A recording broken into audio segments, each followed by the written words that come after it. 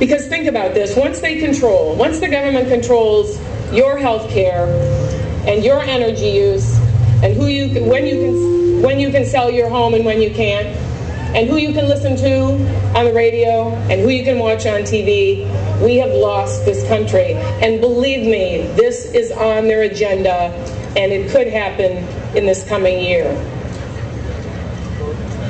And I won't even mention the pork-laden stimulus bill that has not created any jobs except in the government sector.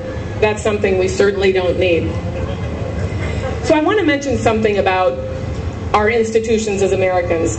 Our Constitution is 4,553 words. Our tax code is 400,000 words. Our health care bill takes up 4 reams of paper. There was a congressman who I very much appreciated. He said, it takes up 4 reams of paper and it's reaming the American public. And you know what stuns me is a bill of this scope that the CBO somehow within a few days came up with 5 pages of summary from 2,000 pages. I want to go through a few things because I think I'm going to take the gloves off now because we've been pretty civil.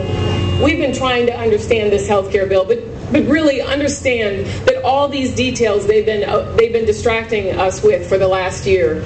All these details are just making us not acknowledge the fact that they have no constitutional authority to do any of this. And keep in mind too that what we want, we knew that reform was needed. And quite frankly, I thought, as a Republican, I thought the Republicans' views were quite good. They had 37 separate bills to address these very severe problems we have in our healthcare system, but address them in a way that we can understand them, that we can do specific things to try to correct them, and if they don't work, we'll fix them, and we'll keep moving forward on each individual thing, whether it's how we cover people with pre-existing conditions, whether it's how we afford portability to people. Those are the kind of things we all want to see. We're responsible Americans, and you know, one of the most interesting things I found in what I've been reading and polls I've been seeing is that we're not really as upset about taxes as we are about the unprecedented spending of this government. And I think that says a lot about us as a people.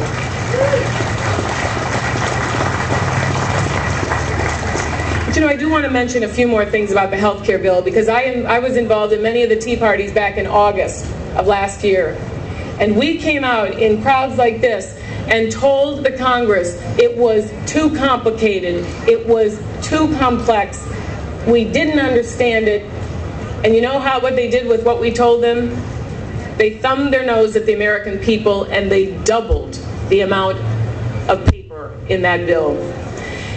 I remember hearing congressmen at the 1,000-page bill saying they knew it was profoundly flawed and yet they knew something would have to be done. And I would say to anyone who's voting for a congressman, if your congressman is willing to give you a profoundly flawed bill that controls your health care, you want to replace them, and you want to replace them with someone who will look out for your interests.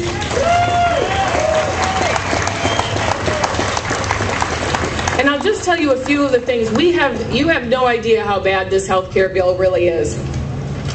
Just the other day, I was listening to Brian Sussman, I think, and he had Kathleen Sebelius. Now, she is the Secretary of Health and Human Services. She is the key federal official who is involved in implementing this health care reform.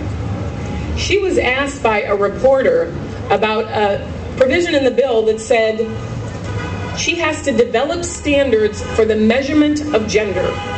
She said, and God love her, how would you know what that means? But she spent a year trying to sell this health care bill, and she does not even know what is in it. She couldn't understand what the reporter was telling her, and just for all your reference, it's on page 400 and 401.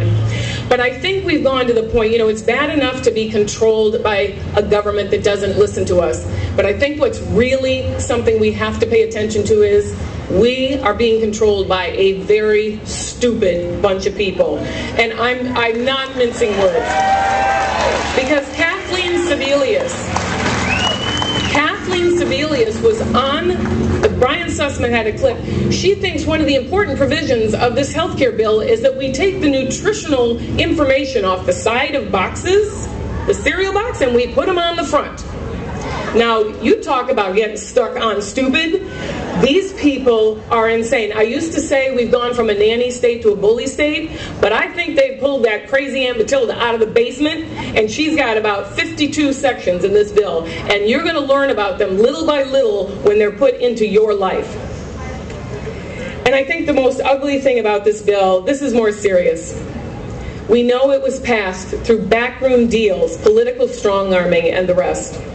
You know, Michelle Obama once said she was proud for the first time of her country that her husband was running. Well, I was not proud of my country when I saw what went on to pass this bill, and I don't think any of us want to ever see this again.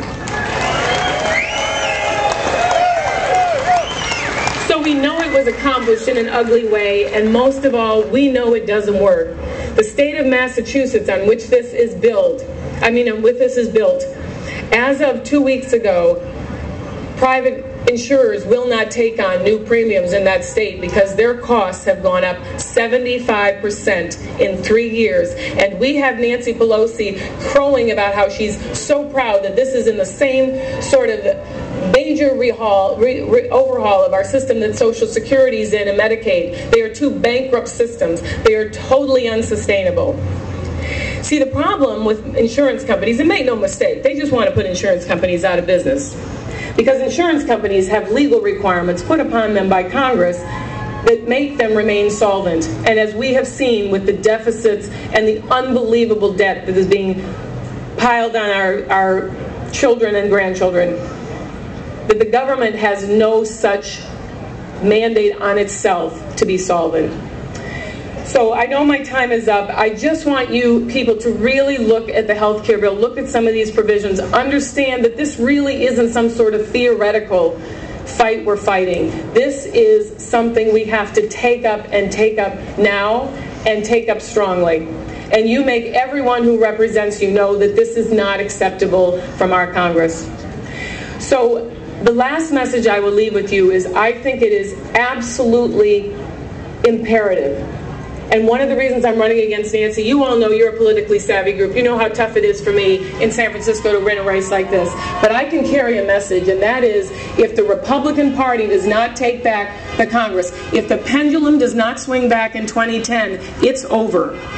Absolutely over. And so I ask you to support all your candidates. If there's a Democratic candidate, I don't know one in the Bay Area that is sane and will get rid of this, but you have to support, you have to help any Republican candidate that's running in your district to pull that pendulum back and bring back our country to where it's supposed to be. Thank you very much.